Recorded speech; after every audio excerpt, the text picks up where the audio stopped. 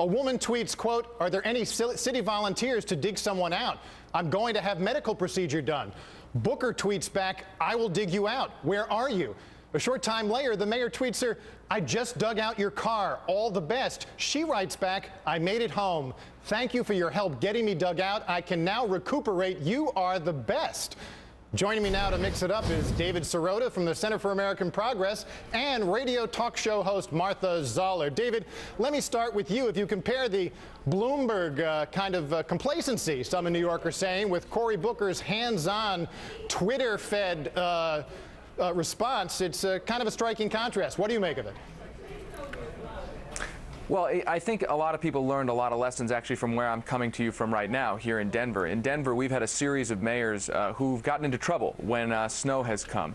John Hickenlooper was only the most recent. There was a long line of mayors who've gotten in trouble, political trouble, for not seeming to be responding in a serious and fast way. And so I think you see a difference here between Cory Booker and Michael Bloomberg in terms of that political cognition about what the dangers are. Now, let me also say this. The particular danger, I think, for Bloomberg is that this is part of a narrative, a bigger narrative about him. Here you have the plutocratic mayor, the billionaire mayor of a city who's in the past waged war on the transportation workers union, who has been the face of defending Wall Street from more taxes to pay for better municipal services, who's cut the sanitation workforce, and who doesn't seem all that in touch with rank and file New Yorkers, non-Manhattan New Yorkers. So this lack of a response, or this slow response, I think goes into a broader narrative that this mayor is a complete plutocrat who's out of touch with regular people. Martha, let me get you in. A complete plutocrat out of touch with regular people. What do you make of it?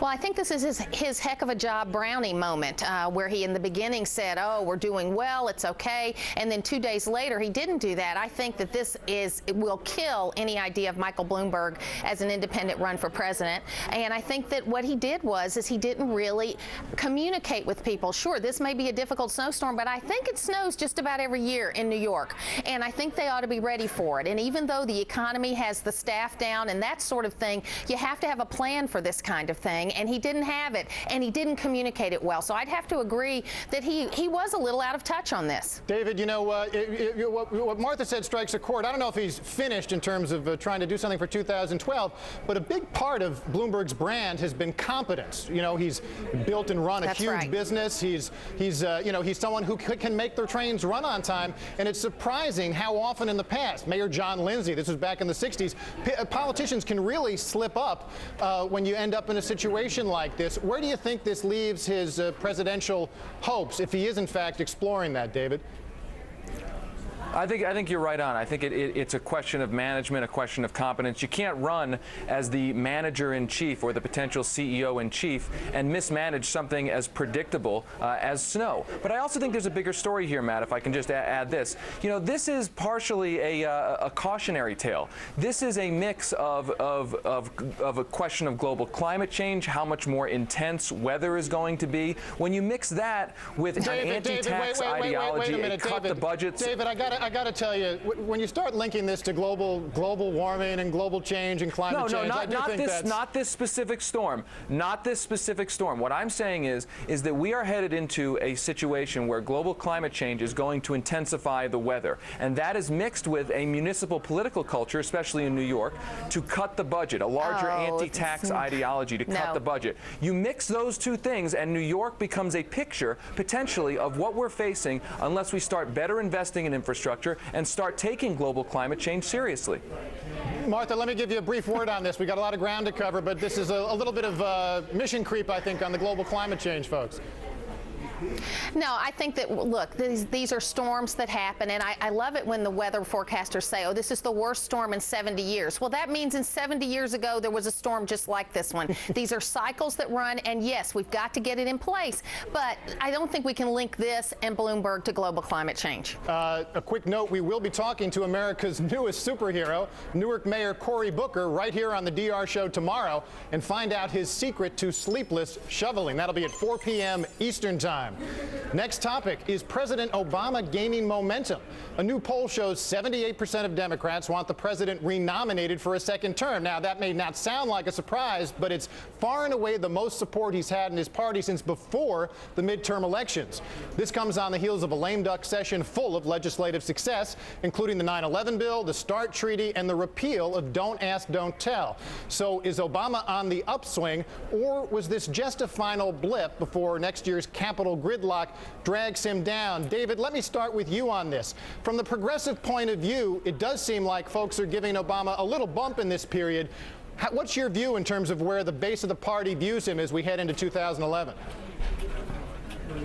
Well, look, I don't think this is all that surprising. I mean, there's no alternative to Barack Obama to run for president inside the Democratic Party. So if you ask people, do you want him to have a second term, what you're really asking Democrats is, do you want a Democratic president as opposed to a Republican president, as opposed to a Mitt Romney or a Sarah Palin to be the president? And the answer is clearly yes. I don't think this is necessarily, though, a good gauge of whether the base is going to be as motivated for him in the election, whether they're going to raise the kind of money, provide the kind of volunteers that he's going to need to win a general election. Martha, what do you make of these poll numbers?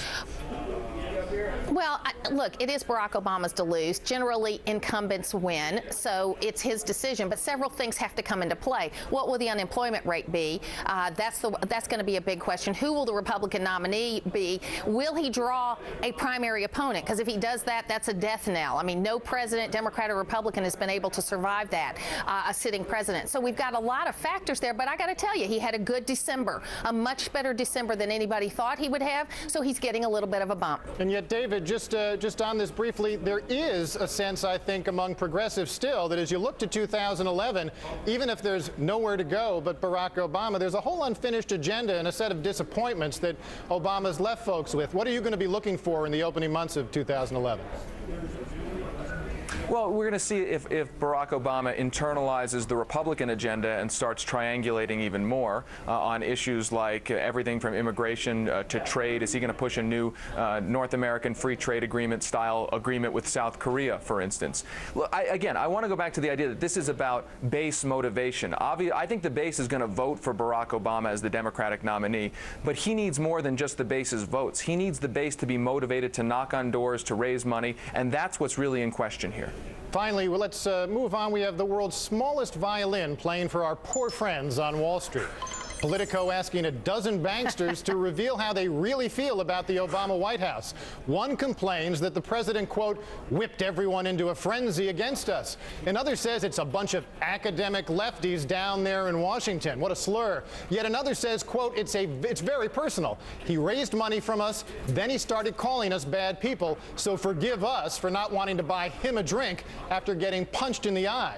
All this despite the return of record profits on Wall Street and a financial reform law that, let's be honest, did little to rein in the big banks. Martha, is this a partisan issue? I mean, the whole idea of bankers drowning in self-pity, isn't that something even Republicans can deplore after what's happened to the economy and the excesses we've seen in the last few years?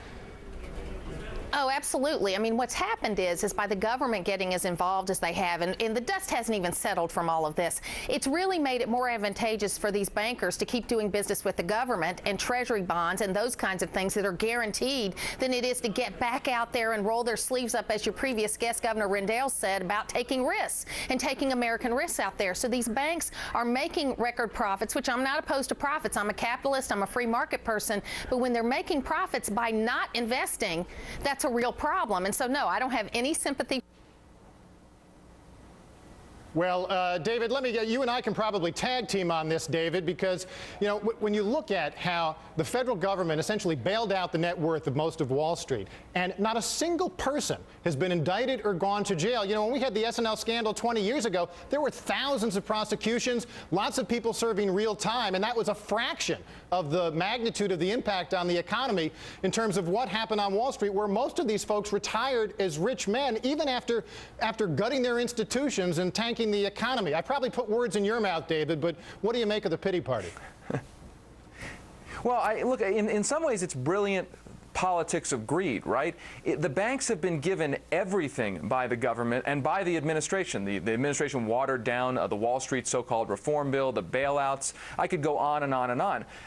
What's brilliant, though, is the banks keep saying it's never enough. It'll never be enough. We will never say that it is enough. We will always be unhappy. And that has created a dynamic that makes the government and the administration respond by saying, well, what more can we do for you? So in some ways, I got to give the bankers credit in terms of their political tactics, even though I find them odious, that in saying that it's never enough, they keep getting more and more from taxpayers and from the administration. Tell you, David, Wall Street remains so powerful. They took out Martha Zoller's uplink, I think, to this show. As soon as it turned out, she agreed that there was a problem. Where do you see this headed in 2011? We had a financial reform that, while it may have done some things, still remains kind of toothless on capital standards, to avoid the kind of repeat of a crisis that we had before. And at the same time, nothing that de-incentivizes bankers from taking the kind of enormous risks where it's the, heads I win, tails the government and the taxpayers lose. Do you expect any action by the Democrats at this point, or now that we're moving into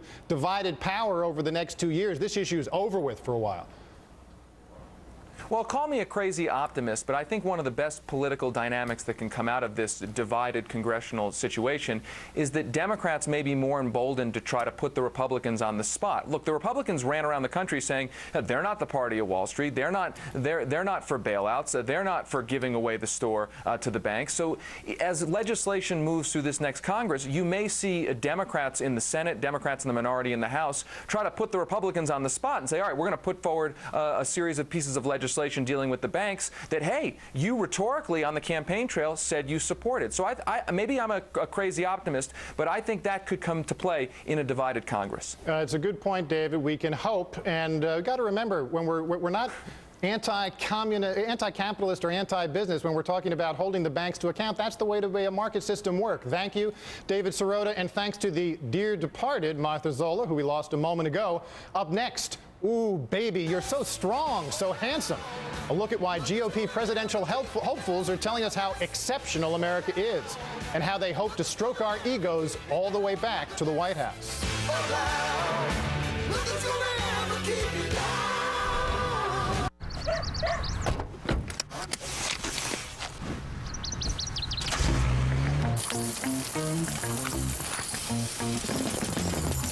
It's stinging a little bit more than usual. Yeah, you'll get used to it. The longer you keep your high-mileage car, the more it pays you back. Get Castrol GTX High Mileage. It helps engines last longer by fighting the main causes of engine failure. I think a dime went up my nose. Yeah, it happens. Don't change your car, change your oil.